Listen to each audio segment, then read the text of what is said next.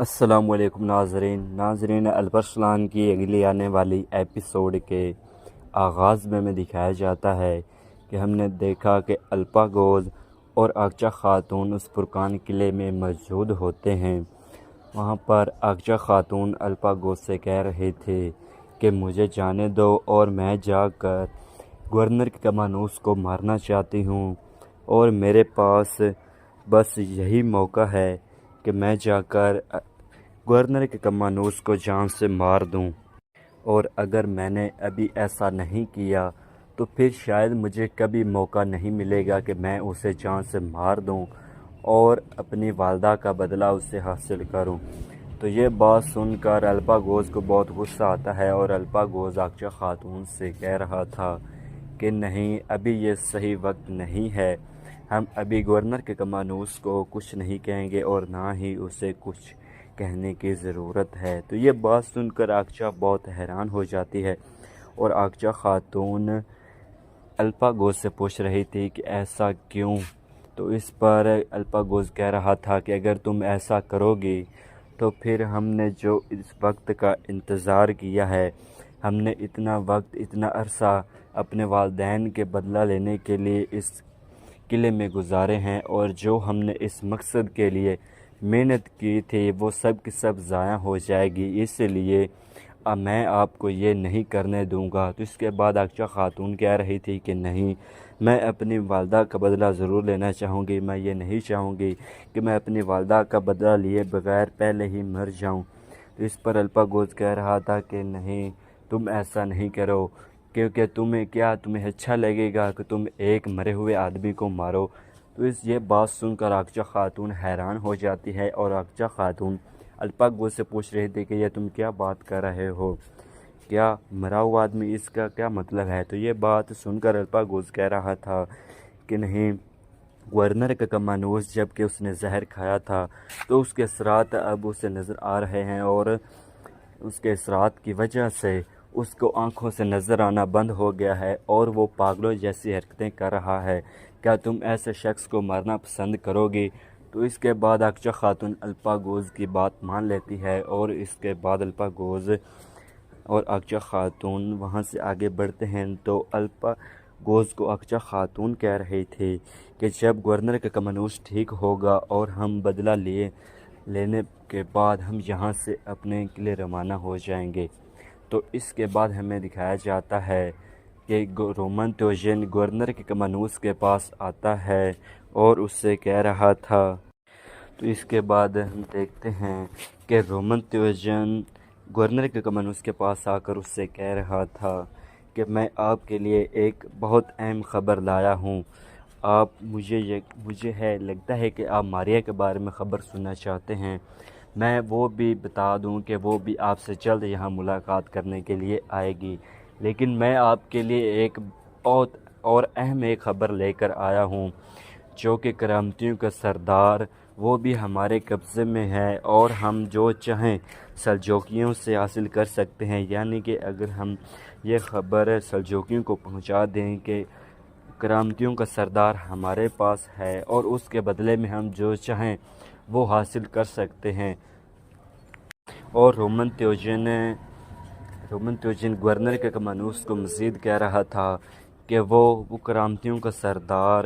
جس کے پیچھے الپرسلان اور سلجوقی محل کے سپاہی اسے تلاش کر رہے ہیں، وہ اب ہمارے قبضے میں ہے،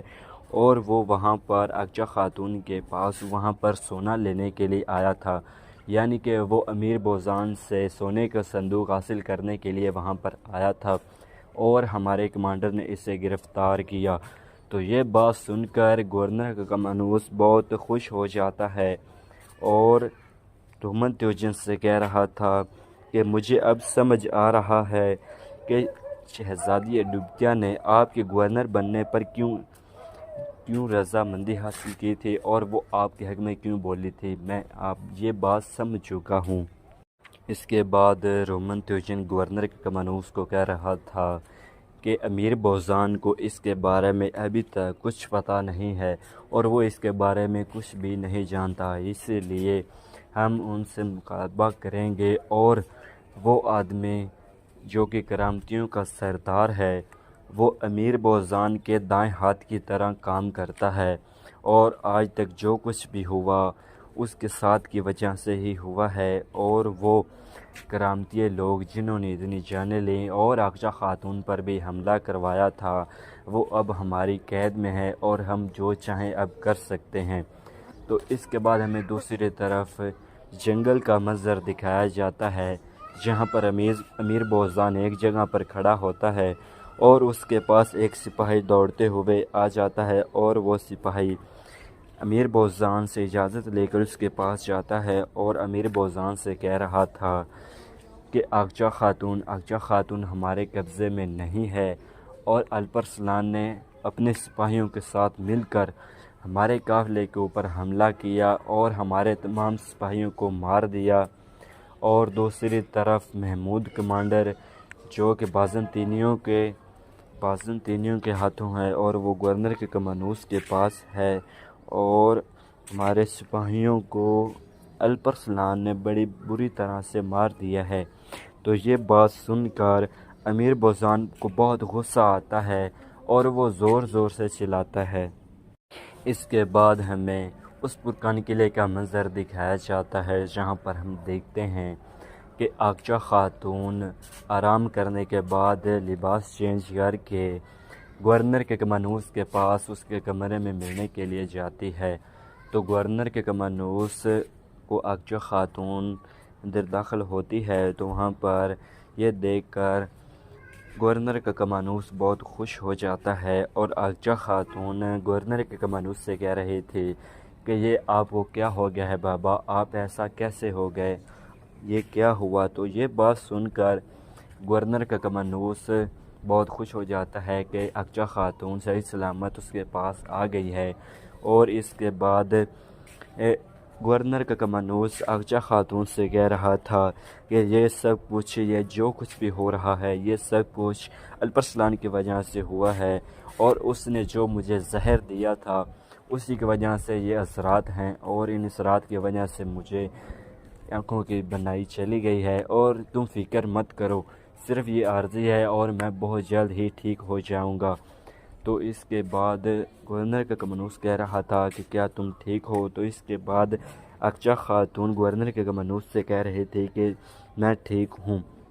اس کے بعد ہم دیکھتے ہیں کہ شہزادی ڈوکیا عائشہ خاتون سے کہہ رہے تھے کہ بابا آپ کے لیے بہت پریشان تھے اور وہ آپ کو بیٹیوں کی طرح پیار کرتے ہیں۔ تو یہ بات سن کر عائشہ خاتون شہزادی ڈوکیا سے کہہ رہی تھی کہ میں یہ جانتی ہوں کہ گورنر کے کمانوس میرے بابا کی طرح ہیں، اور میں نے اسے اپنے بابا ہی مانا ہے، اور انہوں نے بھی مجھے کبھی کمی محسوس نہیں ہونے دی، اور یہ بھی مجھ سے بہت پیار کرتے ہیں۔ اس کے بعد ہم دیکھتے ہیں کہ عائشہ خاتون اس کے بعد کہہ رہی تھی کہ جو کہ میں صحیح سلامت سے وہاں واپس آ چکی ہوں، تو اس کے بعد میں آپ کی صحت کے لیے دعا کرنے کے لیے گرجا گھر جانا چاہتی ہوں۔ تو اس کے بعد ہم دیکھتے ہیں کہ گورنر کے کمانوس شہزادی ڈوکیا اور عائشہ خاتون گرجا گھر کی طرف بڑھتے ہیں۔ تو دوسری طرف ہمیں دکھایا جاتا ہے کہ الپرسلان اس پرکان قلعے کی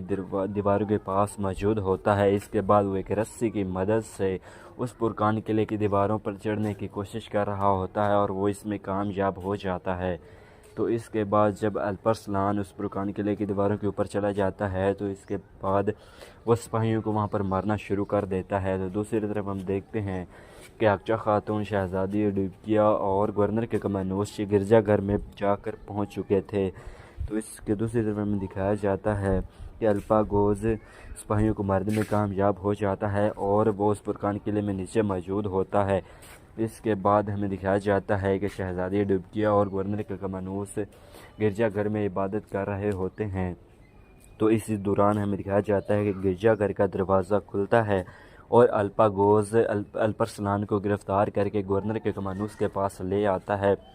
اور الپاگوز نے اپنا خنجر الپرسلان کی گردن پر رکھا ہوتا ہے۔ اس کے بعد ہم دیکھتے ہیں کہ گورنر کا کمانوس اس کے بعد کہہ رہا تھا کہ دیکھو کون آیا ہے۔ تو الپاگوز جواب دیتا ہے کہ آپ جسے دیکھنے کے بعد بہت خوش ہوں گے، آپ کی دعائیں قبول ہو چکی ہیں، آپ دیکھیں گے تو خوش ہو جائیں گے، آپ جسے اپنے ہاتھوں سے مارنا چاہتے تھے وہ شخص آیا ہے۔ تو اس کے بعد ہم دیکھتے ہیں کہ الپاگوز کہہ رہا تھا کہ دیکھو کون آیا ہے، الپرسلان۔ تو یہ بات سن کر جب یہ بات سنتی ہے تو اقچا خاتون اپنا خنجر نکال کر گورنر کے کمانوس کی گردن پر رکھ دیتی ہے، اور اسی کے ساتھ یہ ایپیسوڈ یہیں پر ختم ہو جاتا ہے۔ اگر آپ کو یہ ویڈیو اچھی لگی ہو تو ہمارے چینل کو لائک اور سبسکرائب کرنا نہ بھولیے گا۔ بہت بہت شکریہ، اللہ حافظ۔